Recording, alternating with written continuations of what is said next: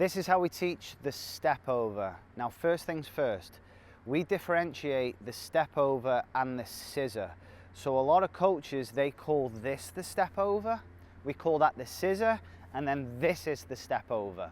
So if players are a little bit confused, we just say, look, your coach may call it this, we call it this. It basically means the same thing. So it's important that the players understand what you mean when you say either a scissor or a step over. So the step over is a turn to get away from oncoming pressure. And one of the benefits of the step over is you're getting your body between the defender and the ball. So it adds that layer of protection. Now, once they've added that layer of protection, it's about pushing into new space and realizing where that space is. So typically the space when we're doing the step over may be right behind us. So that's when they're hitting right behind the ball with the outside of the foot that's just stepped over the ball, and they're pushing into that new space. But sometimes there may be a defender not only in front of them, but behind them. So they need to hit a different part of the ball after the step over to maybe get out to the side. So it'd be the same action, step over, but now instead of hitting here, I'm just gonna push on this side of the ball to get out into new space. So an activity that we'll do with players is maybe set up 2 or 3 cones, one right behind us, maybe 2 out to the side, and it's up to the players to step over, push wide, dribble around that cone, get back to the middle, step over, push to the middle, get around that cone, and then there's one out here. Can I get around there with my left and dribble back to the start? So again, you're changing the angle of your foot, you're changing the part of the ball you're hitting after you've done the step over, relevant to the space behind you. Now we've just worked on using the outside of the foot that has stepped over the ball to push into new space. But another thing that players can do is step over and swivel and hit it with the inside of the opposite foot.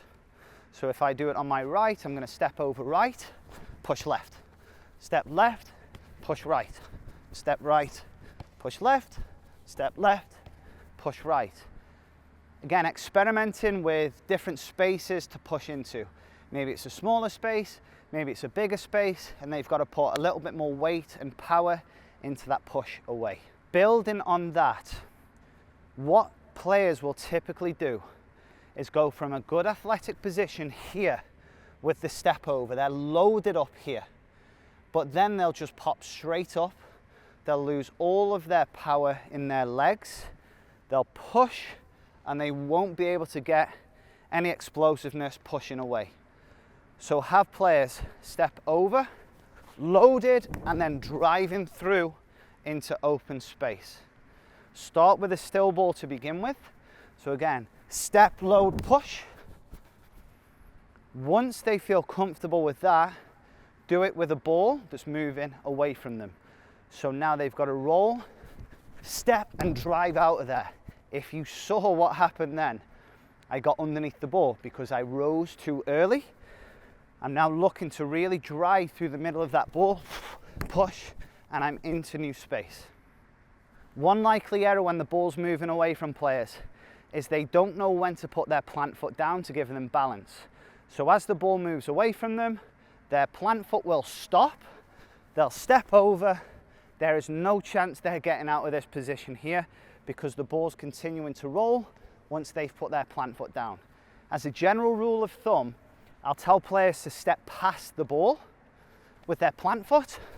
Now as they step over, they're turning and pushing into new space. So you can combine a moving ball away from them, pushing into new spaces with different parts of the foot. And that is how we teach the step over.